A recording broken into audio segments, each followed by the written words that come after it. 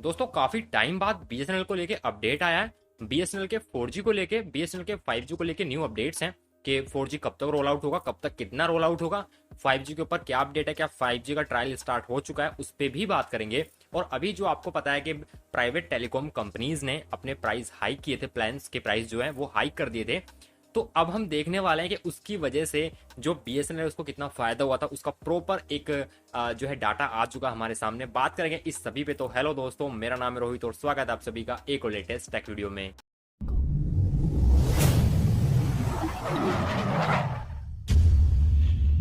तो सबसे पहले हम लोग बात करेंगे कि जुलाई के महीने में जब प्लान्स हाइक हो गए थे, तो जो एयरटेल है, वोडाफोन आइडिया है और जियो है, इनके कितने कस्टमर्स बढ़े थे या घटे थे और बीएसएनएल को कितना फायदा हुआ था।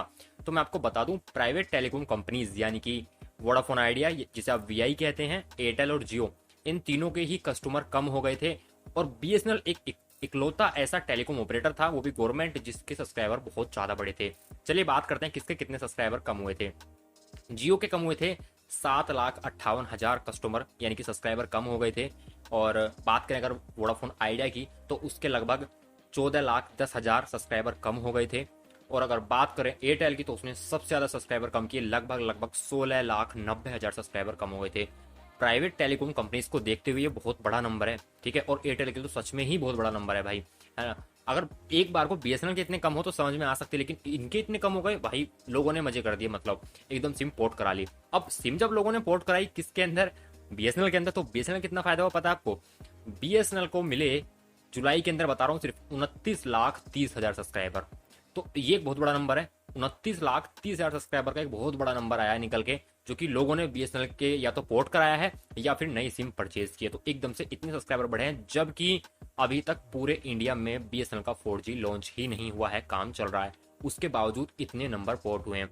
आप बस छोटा सा सपोज कीजिए एक बात, अगर बीएसएनएल का 4G लॉन्च हो जाए और अच्छी स्पीड मिलने लगे, सब कुछ बढ़िया हो, तो सोचिए इन कंपनीज को कितना ज्यादा नुकसान हो सकता है और बीएसएनएल को कितना फायदा हो सकता है।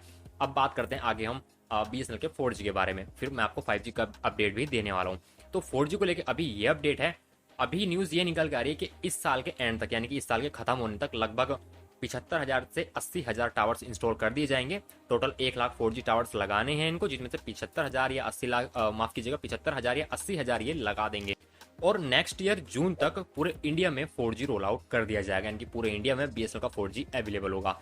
अभी मैं आपको एक छोटा सा अपडेट ये दे देता हूँ कि आप ये मत समझिए कि जून 2024 में ही आपको 4G मिलेगा, ऐसा नहीं है। जहां जहां पे नेटवर्क इंस्टॉल होते रहेंगे, वहां वहां पे 4G कवरेज बढ़ जाएगी और वो 4G चला सकते हैं, वहां पे 4G कवरेज आ जाएगी। बट स्टिल अगर आप बात करेंगे पूरे इंडिया में 4G अवेलेबल है, तो वो होगा जून तक, ऐसा एक उन्होंने टारगेट रखा है। बेशक चाहे पहले हो जाए या फिर भाई लेट भी हो सकता है, मैं ये नहीं कह रहा हूँ कंफर्म जून तक ही होगा, बट जो अपडेट आ रही है ऑफिशियली वो ये कह रहे हैं कि जून तक हम इसको रोल आउट कर देंगे। अब बात करते हैं 5G की। 5G का ट्रायल स्टार्ट हो चुका है, इंडियन कंपनीज के साथ मिलकर ट्रायल कर रही है बीएसएनएल। और कहाँ कहाँ पे हो रहा है, कौन कौन सी कंपनी है, चलिए मैं आपको उनके नाम बताता हूँ, ठीक है।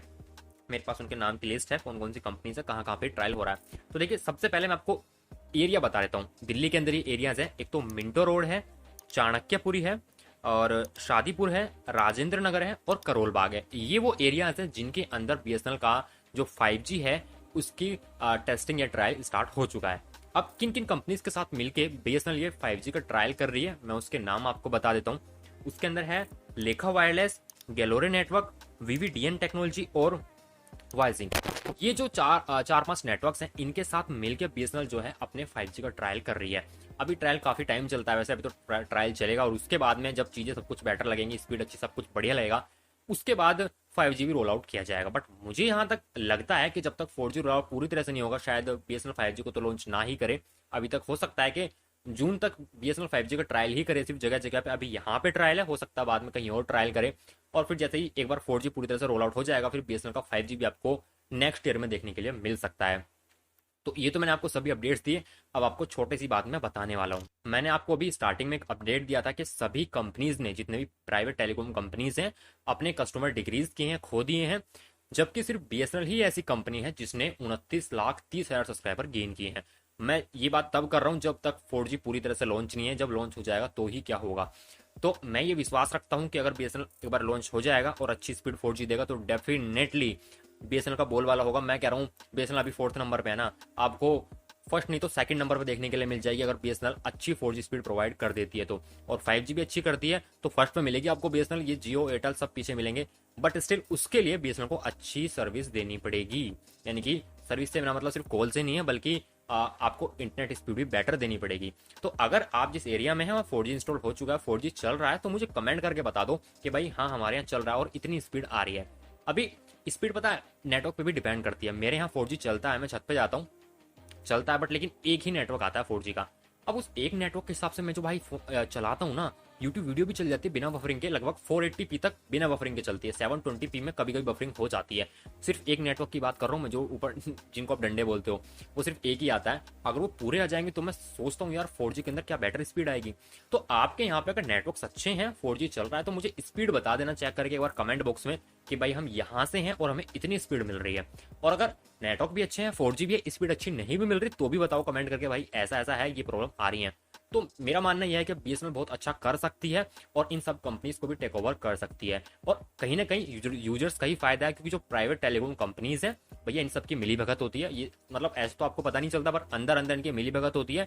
एक साथ ही सब प्लान हाइक करते हैं और सबके जो रिचार्ज प्लान हैं लगभग एक जैसे ही मिलेंगे आपको। 10-20 रुपए का फर्क हो सकता है अगर हुआ तो, ठीक है। कंपटीशन कुछ रहता नहीं है, ये लोग अपनी मर्जी से एक साथ प्लान्स हाइक करते हैं और एक जैसे प्लान रखते हैं, तो क्या कंपटीशन। बीएसएनएल में प्लान्स काफी ज्यादा सस्ते हैं और बीएसएनएल अगर 4G लॉन्च करने के बाद में 10-20 रुपए इंक्रीज भी कर देता तो मुझे नहीं लगता कि ज्यादा कुछ लोगों को फर्क पड़ेगा, क्योंकि अगर आप कंपेयर करोगे प्राइवेट टेलीकॉम ऑपरेटर से तो उसके बावजूद भी बीएसएनएल के प्लान्स आपको सस्ते देखने के लिए मिल जाएंगे। तो आज की वीडियो में सिर्फ इतना ही। जैसे ही कोई नया अपडेट आएगा बीएसएनएल की तरफ से मैं आपको बताऊंगा जरूर। आप लोग बस चैनल को सब्सक्राइब करके रख लो और बेल आइकन ऑन कर लो। वीडियो को ज्यादा शेयर कर दो अपने फैमिली फ्रेंड्स के साथ में, सब जगह इसको फैला दो वीडियो को। आज की वीडियो में सिर्फ इतना ही। वीडियो को लाइक करना, वीडियो को शेयर करना, चैनल पर सब्सक्राइब करके बेल आइकन ऑन कर दो। मिलूंगा आप लोगों से ऐसी किसी नेक्स्ट टेक वीडियो में, तब तक के लिए जय हिंद, वंदे मातरम।